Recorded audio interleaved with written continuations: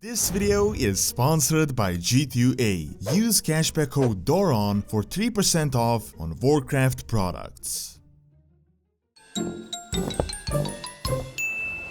Hello guys, this is Doron's Movies, and today I'll be talking about the future of Lordaeron, covering the history, recent events, and the future speculations. So, without further ado, let's get into the lore.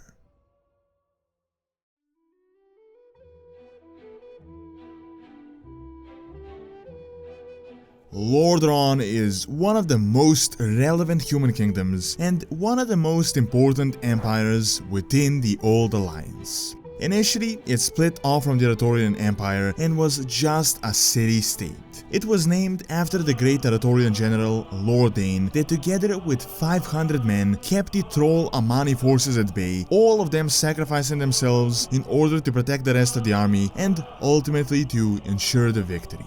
Over time, Lordaeron would grow to become one of the most influential human empires on the continent, fabled for its fertile lands and size, as well as at their peak they held much of the northern eastern kingdoms. They would rise to their prominence in the Second War as the Alliance of Lordaeron was formed there, uniting other human kingdoms, dwarves, gnomes and high elves against the Orcish Horde.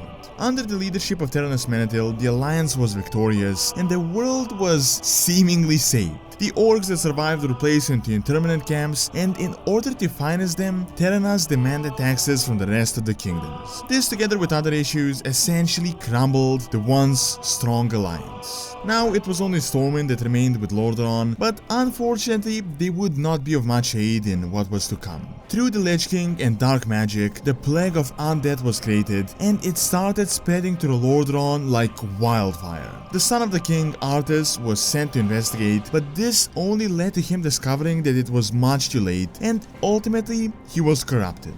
You no longer need to bear the weight of your crown. I've taken care of everything.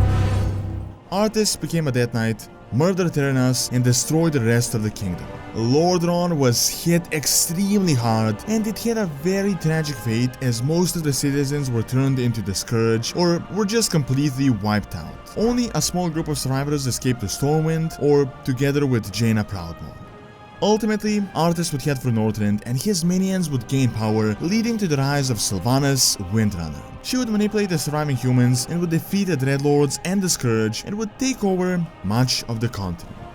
Now, a large chunk of former Lordaeron was the home to the newly founded Forsaken, while other parts were ravaged by the remnants of the Scourge. The undead would ultimately join the Horde, and over the years, Sylvanas would keep expanding her foothold and influence across Lordaeron. Many new bases were built and new war campaigns were started, most importantly the one against Gilneas. What was once the sewage system of the capital city would now become the bustling undead capital known as Undercity. Now, in the most recent time, massive changes would occur. Sylvanas would burn down Teldrassil, and in response, the Alliance would mount a massive invasion against Undercity, now known as the Battle for Lordaeron. It was a critical event with many casualties, and ultimately, the Alliance was able to take over the capital. However, Sylvanas rigged it and exploded the entire area with plague, making the victory lose its significance and turning the area uninhabitable. Nonetheless, as we know now, the Alliance did win, so what exactly will happen with Lordaeron in the future after this war? Okay, so it is very important to note that while the Alliance did conquer Undercity, technically they didn't take over the continent. The Forsaken still hold a large part of the land, and what the Alliance did was they just invaded from the north with their fleet, essentially bypassing Horde territory, nuking the city, and then leaving. The Kingdom of Lordaeron is much more than just Undercity. The Plaguelands, which are massive, were a major region, large part of Hillsbred Foothills, Tirisfal Glades, parts of Silverpine Forest, and a few other areas. Alliance actually has a presence in some of these, more in some than in others, and as far as we know, the Alliance managed to control the ruins of Gilneas, and it was a strategic location in this current war. Still, Forsaken are powerful and do manage to hold on to some of the regions. Also, Undercity was essentially blown away with the plague, so currently it is completely uninhabitable. Sure, the lands were scorched and the Alliance won, but it's not like they have been rebuilding the capital city. In my opinion, as this isn't the real world, this is a world of magic, it is possible to somehow bypass the plague, but that would probably take a lot of time and effort.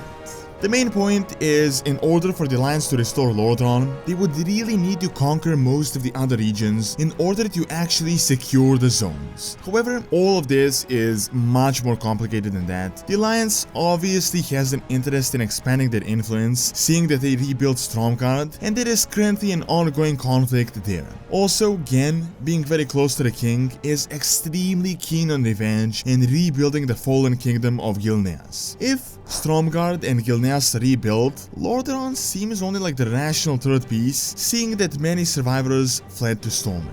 Obviously, the Horde is not going to make this easy in the slightest, as if the Alliance managed to occupy all of this, Silvermoon would be under a serious threat, and Horde would ultimately lose almost all of their influence within the Eastern Kingdoms. One counter-argument though is that maybe the Alliance doesn't actually want to rebuild Lordaeron, or at least rebuild it as it was like in the past, as we have seen some of the Lordaeron survivors saying they wouldn't want to return to their home. Recently, there was an attempt that did end up completely wrong, with some humans reuniting with their families that were undead or vice versa. Sylvanas was very much against this, and this ended up with the death of Calia Menethil, the sister of Arthas. Now, in my opinion, seeing that Calia is undead, I think she could be a key to this entire process. As Sylvanas essentially abandoned the Horde, they are now leaderless, at least the Forsaken, and seeing the interactions with Thrall, Varrock and Anduin, it doesn't really seem like the Horde wants to actually continue an all-out war and to conquer Silvermoon and all of the other Horde areas, because that would cause a lot more bloodshed than even what the recent campaigns caused. Here is my speculation that makes sense to me. Calia Menethil, as the daughter of Terenas and the rightful ruler to Lordaeron, could take over and lead the Forsaken, either by herself or with a council, which would essentially rebuild Lordaeron just in a different light, and seeing that the Horde and the Alliance would be on better terms, maybe the Gilneans are allowed to rebuild their kingdom and the surrounding areas. I think this could be a possibility, and I honestly doubt there would be this all new war in order to restore Lordaeron, especially since Lordaeron was completely obliterated in the conflicts before, and there isn't really much left of the foundation to rebuild on. Or Blizzard could just completely forget about this, patch only a part of the story with the Forsaken, and would leave this hanging for the next 10 years, as was the case with Gilneas.